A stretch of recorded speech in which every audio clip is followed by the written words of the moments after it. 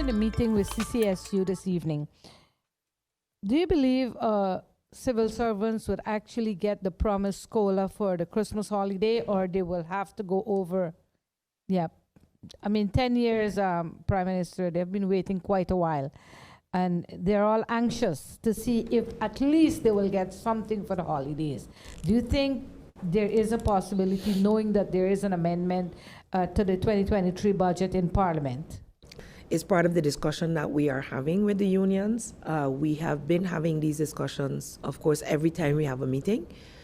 The reality is that from 2012 come up, when no adjustments were made, St. Martin has been in a very negative or difficult financial situation. As such, the legal obligation, as much as you may want to, you didn't have the funding to be able to do that. What we have agreed to thus far, what has been signed in the covenant, is a 2%. I think our Minister of Finance has mentioned this, and that is not for Christmas, that is for 2024. Of course, it would require that these discussions are finalized, and this is government's priority. We've been in discussions to improve on the regulations without necessarily involving the union internally, with the cabinet of the governor, with legal affairs, with the P&O department, because we feel that there was an interpretation issue with our articles that negatively impact the civil service. I have been valiantly fighting for that, and at the end of the day, it was said, just change the law. It's a law. So they were already in discussions to change the law. Several articles had already been agreed upon. So the main discussion was on Article 3 and 8. We have a very good agreement on what it should be now. There are 5 points, I believe, which were negotiated and covenant was signed. They had to take it back to their Achterban, and we took it back to the Council of Ministers. Council of Ministers is ready to go. But the unions still have 1 or 2 questions, and we will see what the meeting today yields. With the agreement, they will see benefits in 2024 already, with promises for 2025 and beyond. But of course, we would not be able to go all the way back to 2012.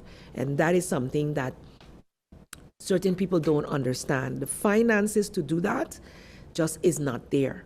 We have budgeted for 2% this year. We've made agreements for 3 years. And we can have a discussion this afternoon, and I don't want to go into that here before having that discussion with them. What I'm talking about is what we've already agreed upon.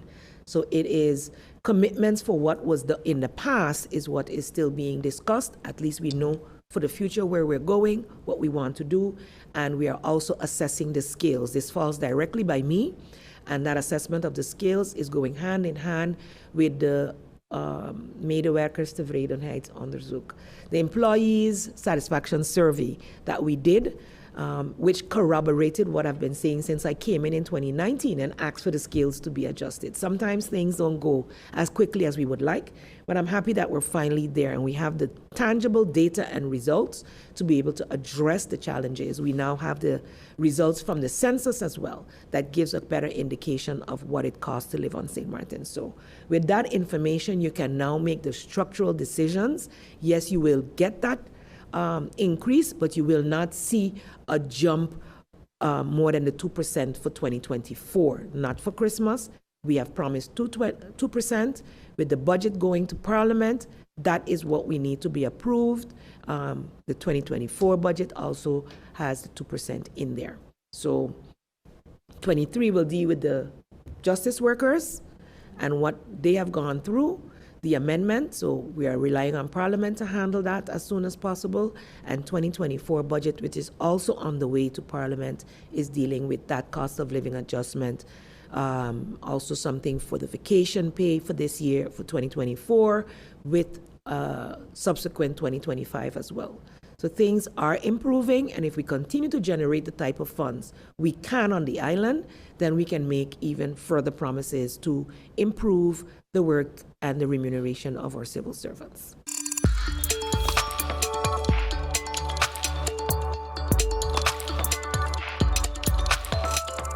Billboard galore has started. Correct.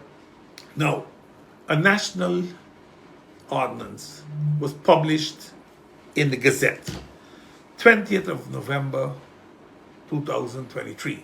Today, we are 9 days further.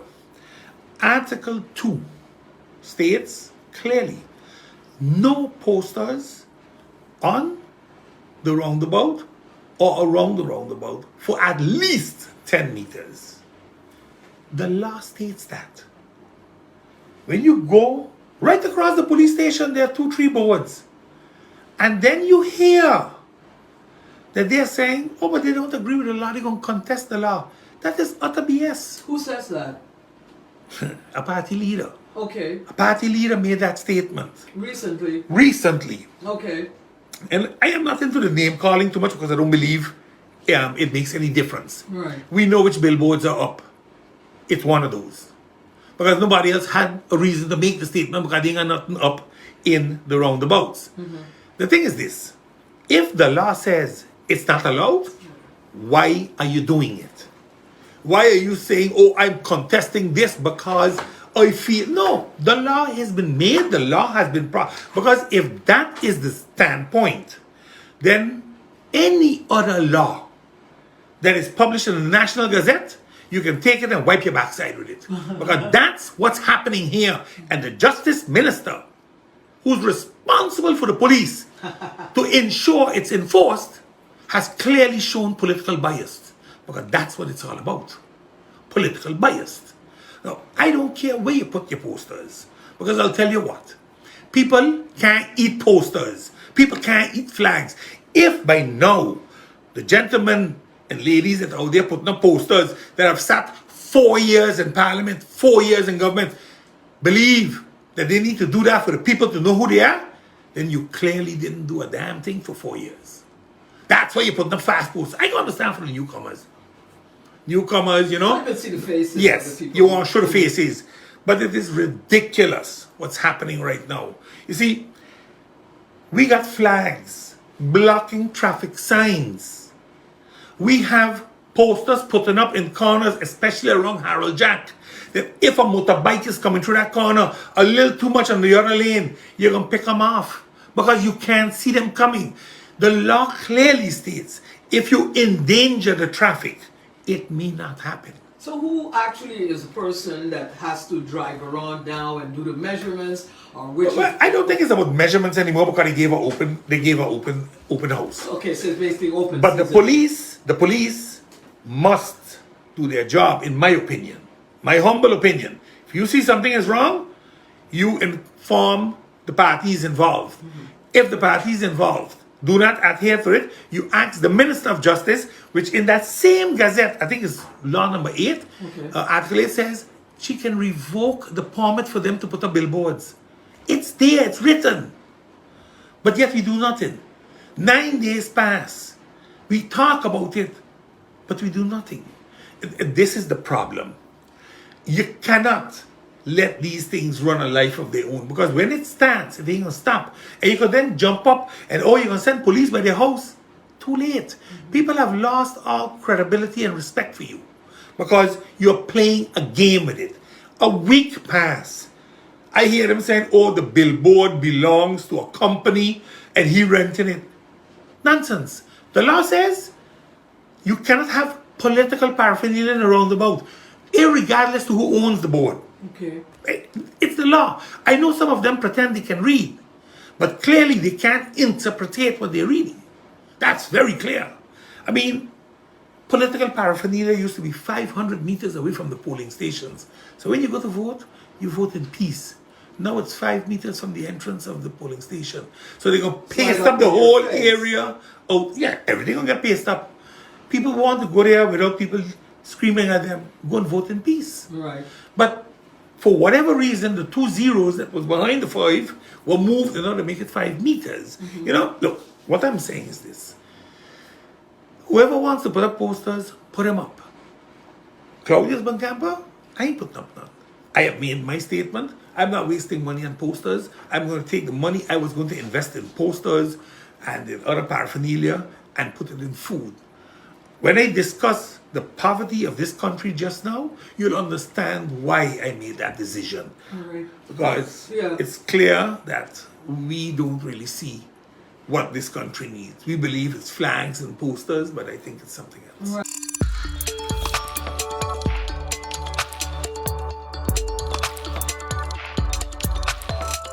with the decision that was made to put some of the students home at the Orania school so that the repairs can happen more faster. We did have a deadline, and our deadline was December 31st. So out of that deadline, we had to make some decisions. So we left the cycle 1 at home, and those students that are in the exam classes and in the pre-exam classes, we let them come to school, and the others we will be online. So I know it's an inconvenience, but I thank you for your cooperation in this situation. I would like to congratulate at this moment the students of the Charlotte Brookson Academy. Last night they had their graduation, and it was really, really a wonderful evening to be there to congratulate the students of the Charlotte Brookson Academy. I would like to wish them all the very best in their future endeavors. And we all know that for those students that wants to study arts, that it is on the list of study priorities so they can apply for a scholarship. In this afternoon, I will be having a meeting with the CCSU. And one of the topics that I will be discussing this afternoon, it has to do with something that I mentioned many times before in the press. It has to do with the function books and the salaries of the teachers. And the unions have put forward a proposal. I also have a proposal that is similar to the teachers unions proposal. I think that is a good thing. So this afternoon we will be discussing increase for teachers and across the board in St. Martin. And I think it would be a very positive thing, because if both of us have a proposal that is very similar, we know that the final decision would not be today, because we would have to work out all the fine tuning of it. But it is a positive for the teachers across St. Martin.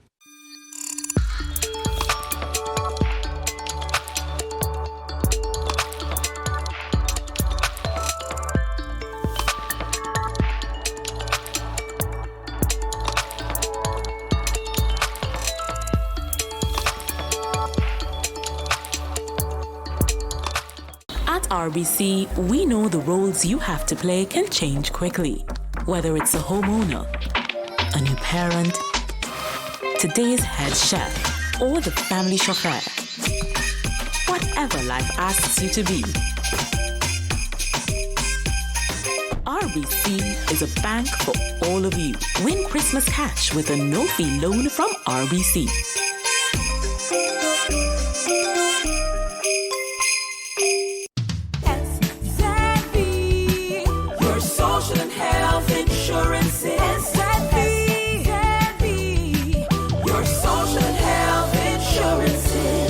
Are you SXM insured? Do you have a valid medical insurance status? SXM is cardless. Request your My SXM account today and enter the virtual office of SXM. Go to sxv.sx and sign up now. SXM, yeah. Your social health insurances.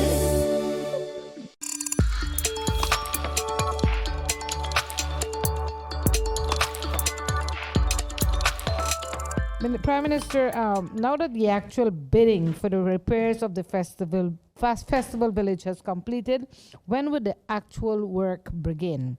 And what about the fourth floor on the roof of this building and the mold that is existing here? When will this be looked at? Thank you for that question. I didn't get the final report on the bidding as yet. I know that it was finalized, but I don't know the results. And so once I get those, I'll be able to update you regarding the festival village. As it regards the fourth floor, the owners of the building, SZV, decided that they would have a reassessment done. So the roof will not be removed, as was initially announced. They did do some correction work, which did cease the leaks in the whatever, I don't know, that wing, the wing on the left side, if I'm facing this way. So the repairs that they did yield proper results. So they are just looking at repairs. So they have looked at their contractors to reassess the situation. Once we know the way that they will be moving, I will make those announcements as well, because it was actually quite disruptive for us to think on the entire roof being removed with all of the work that goes on the fourth floor. Not only the Council of Ministers would be affected in this wing, but also several of the departments within the Ministry of General Affairs. As it relates to mold, the assessments that had been done yielded that it was not alarming. The treatments that were done, and they had to be redone, and assessments to determine whether everything was finalized. But the last results, we had also the Inspectorate of Health that assessed those results, and the main thing that came out of it, that it was not harmful.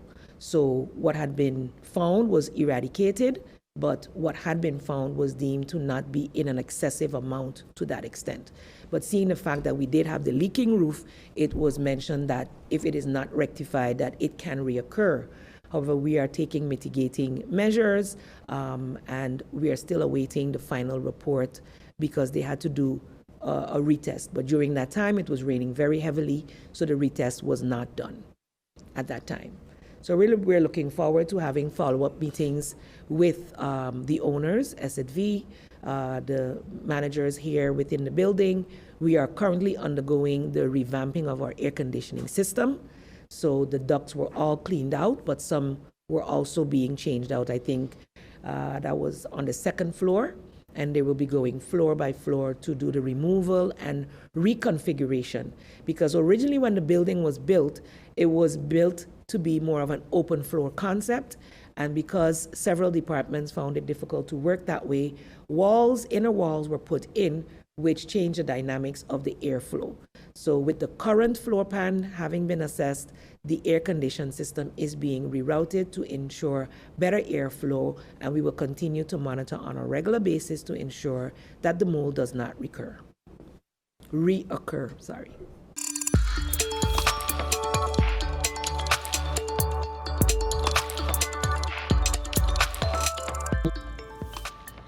The results of the November 22nd Dutch election are in, and many words have been used to describe the unexpected outcome. Political pundits are hard at work analyzing the political shifts that seemed to have occurred, especially in the last weeks leading up to the election. In the Caribbean part of the Dutch Kingdom and in many European countries, the election outcome, which has put Wilders and his PVV on the center stage, has generated much anxiety. Wilders and the PVV are not exactly friends of any of us. And for years, Wilders has been a hard right-wing politician who now finds himself in a position to do what he has constantly accused his opponents of not doing. And he has been propelled into a position to uphold his views and execute his agenda. It is that likelihood that we on this side of the ocean need to pay attention to. I don't view the outcome of the election in the Netherlands as necessarily all doom and gloom. The diversity of the Dutch society is so ingrained that moderation of extreme views has to occur to appease the entire Netherlands population, which on itself is difficult. But I believe that Wilders has cleverly opened the door to a more moderate approach to some of his theses. That we might have a long time of uncertainty is possible, and then again, maybe not. But for right now, it is anyone's guess how exactly things will pan out. In theory, a cabinet without Wilders is possible, but this does not, however, guarantee us anything. It is urgent, therefore, that on St. Martin we come to a national and clear stance on our relationships in the region, with the Netherlands and with Europe, because I believe they all go hand in hand. As the Democratic Party of St. Martin, that shaped the foreign policy of our country. Based on the traditional bonds between these islands, we are just as committed today as we were in 2014 when we established the Caribbean-centric regional policy. It is that policy that lies at the foundation of our multicultural society that many of our Caribbean brothers and sisters can call home today. Secondly, we must make our European citizenship work for something in the benefit of our people. And it is not alone about having a European passport. We presently enjoy the best of two worlds, in my opinion.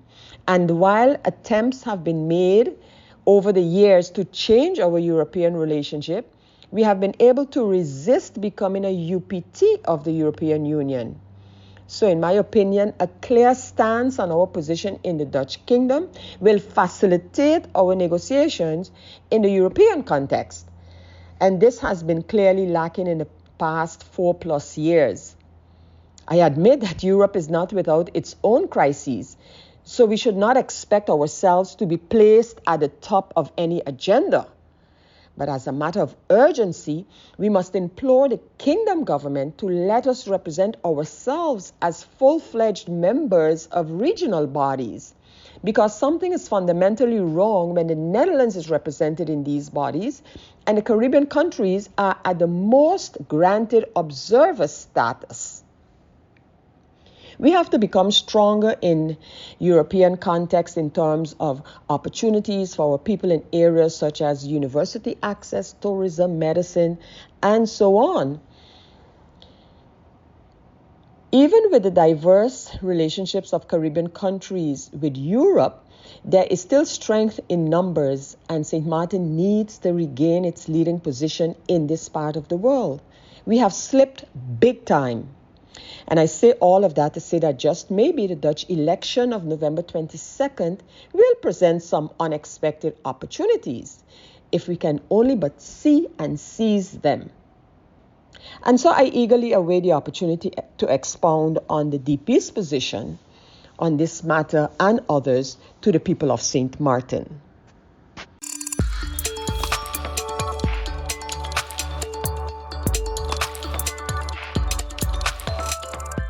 As part of its educational policy, the collectivity has renewed the Mobility Assistance System, AME, for students.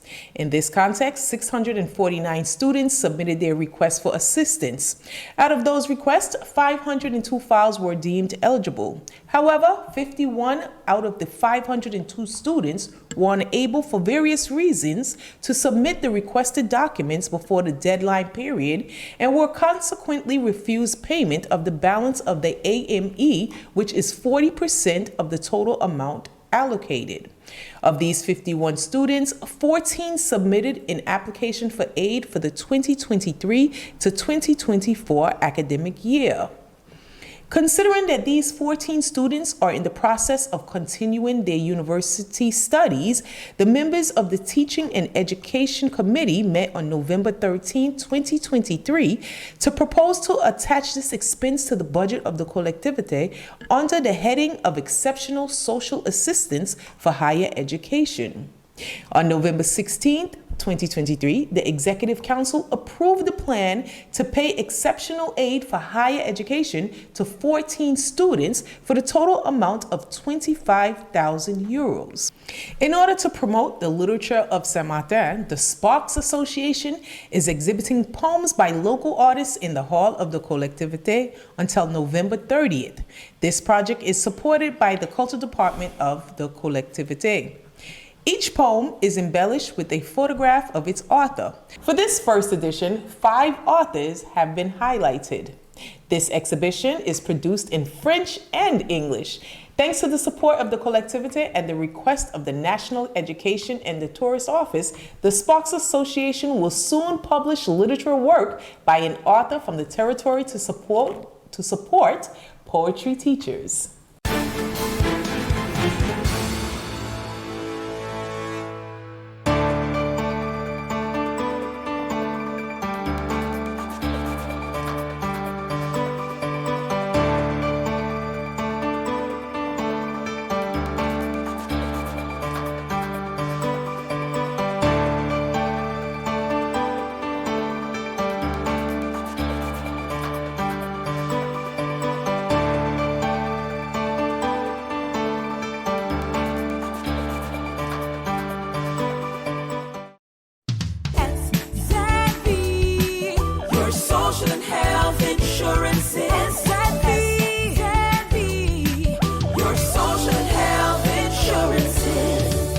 SXV insured? Do you have a valid medical insurance status? SXV is cardless. Request your My SXV account today and enter the virtual office of SXV. Go to sxv.sx and sign up now. SXV, yeah. Your social health insurances. At RBC, we know the roles you have to play can change quickly. Whether it's a homeowner, a new parent, today's head chef, or the family chauffeur. Whatever life asks you to be. RBC is a bank for all of you. Win Christmas cash with a no-fee loan from RBC.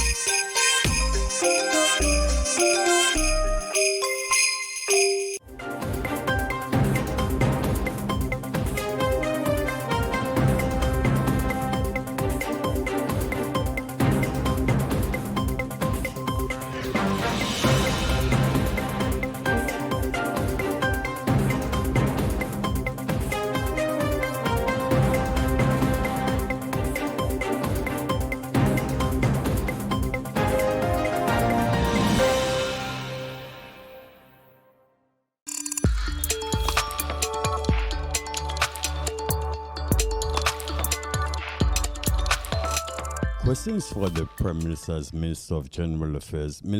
Prime Minister, the road to elections have now been paved. January 11th is quickly approaching. Can you tell us as to whether or not you have made any request for election observers? If not, why not? Definitely since the 22nd of November, postulation day, the process has started. All parties have submitted their list. The ones that needed to be endorsed were endorsed the following day.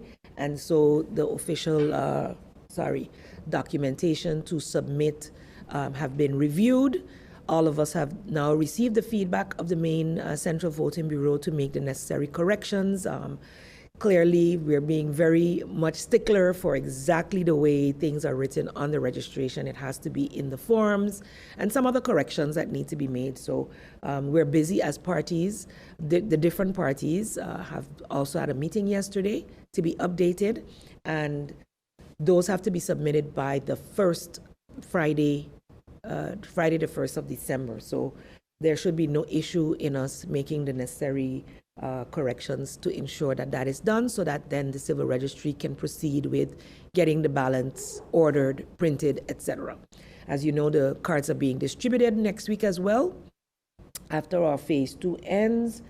And I missed one of your questions.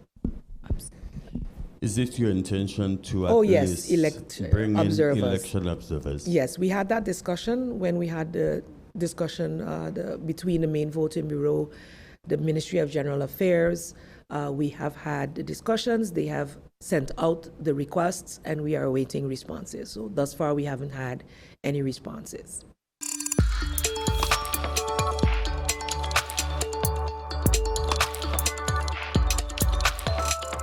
Over the past few months, at least 3 sets of Haitian migrants have landed on the shores of Jamaica via Portland.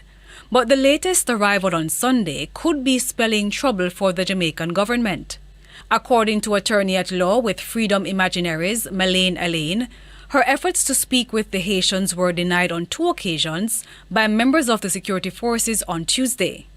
It's why she's calling on the government to explain what's the justification behind persons in Jamaica being denied access to an attorney. From my point of view, there's no basis in law, whether the Charter of Fundamental Rights and Freedoms in Jamaica or international law, to deny Haitian migrants at least the very basic right of access to legal assistance and information on their rights, and of course, access to a procedure for the individualized assessment of their international protection needs under the Refugee Convention. As for the treatment, she says it is unfair for a democratic society like Jamaica. In countries across the world, of course, the processes aren't perfect. In fact, they're quite imperfect. And there are many gaps and many weaknesses and a lot that needs to be done, especially for racialized migrants such as Haitians. And you see a lot of xenophobia, racism, anti-blackness in countries across the world.